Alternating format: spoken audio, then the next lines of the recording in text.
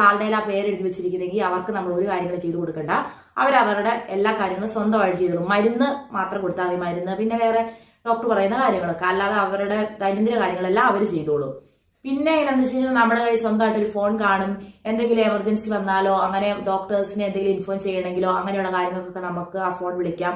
അതുപോലെ തന്നെ പേഷ്യന്റിന്റെ എല്ലാവരുടെ റൂമിലാണെങ്കിൽ ഇപ്പൊ നേഴ്സിന് എന്തെങ്കിലും ആവശ്യമുണ്ടെങ്കിൽ അവരുടെ എല്ലാം ബെഡിന്റെ അടുത്ത് ഒരു ബെല്ലുണ്ട്. ആ ബെല്ലടിക്കുമ്പോഴത്തേനും നമ്മൾ ചെയ്യില്ല. അതൊക്കെ നാട്ടിൽ അങ്ങനെ തന്നെയല്ലേ. പിന്നെ മെയിൻ ആയിട്ടുള്ള കാര്യം എന്ന് പറഞ്ഞു കഴിഞ്ഞാൽ ഇവിടെ ഉണ്ടല്ലോ, ബൈസ്റ്റാൻഡറിനെ ഇവിടെ കൂടെ നിർത്തത്തില്ല. ഒരാശുപത്രിയിലും ഇവിടെ കൂടെ നിർത്തത്തില്ല കേട്ടോ. പിന്നെ നമുക്ക് വിസിറ്റിംഗ് ടൈം ഉണ്ട്. ആ ടൈമിൽ വരാം. ചില ആളുകൾ ഇപ്പൊ നമ്മൾ റൗണ്ട്സിന് ചെല്ലുമ്പോഴത്തേക്കും അവർ പറയും എനിക്ക് ഇന്ന് കുളിക്കാൻ താല്പര്യമില്ല, എന്റെ വൈഫ് വരൂ, അവൾ എന്നെ കുളിപ്പിച്ചോളൂ എന്ന് പറയും. അപ്പൊ ഓക്കെ, അവർ വരുമെങ്കിൽ അവർ അങ്ങനെ ചെയ്തോളൂ. ഇപ്പൊ നമ്മൾ പ്രത്യേകിച്ചൊന്നും ചെയ്യേണ്ട കാര്യമില്ല. അപ്പം അവര് വേണ്ടാന്ന് പറഞ്ഞു കഴിഞ്ഞാൽ വേണ്ട, കാരണം അവർ പറയുന്നതിനാണ് നമ്മൾ പ്രാധാന്യം കൊടുക്കേണ്ടത്. പിന്നെ നമ്മൾ ചെയ്യേണ്ടതെന്ന് പറഞ്ഞാൽ ബ്ലഡ് എടുക്കുക, പിന്നെ ക്യാനിൽ ഇടുക, അങ്ങനെയുള്ള കാര്യങ്ങളൊന്നും നമ്മൾ ചെയ്യേണ്ട. ക്യാനിൽ ഇടുന്നതൊക്കെ ഡോക്ടറാണ് കേട്ടോ.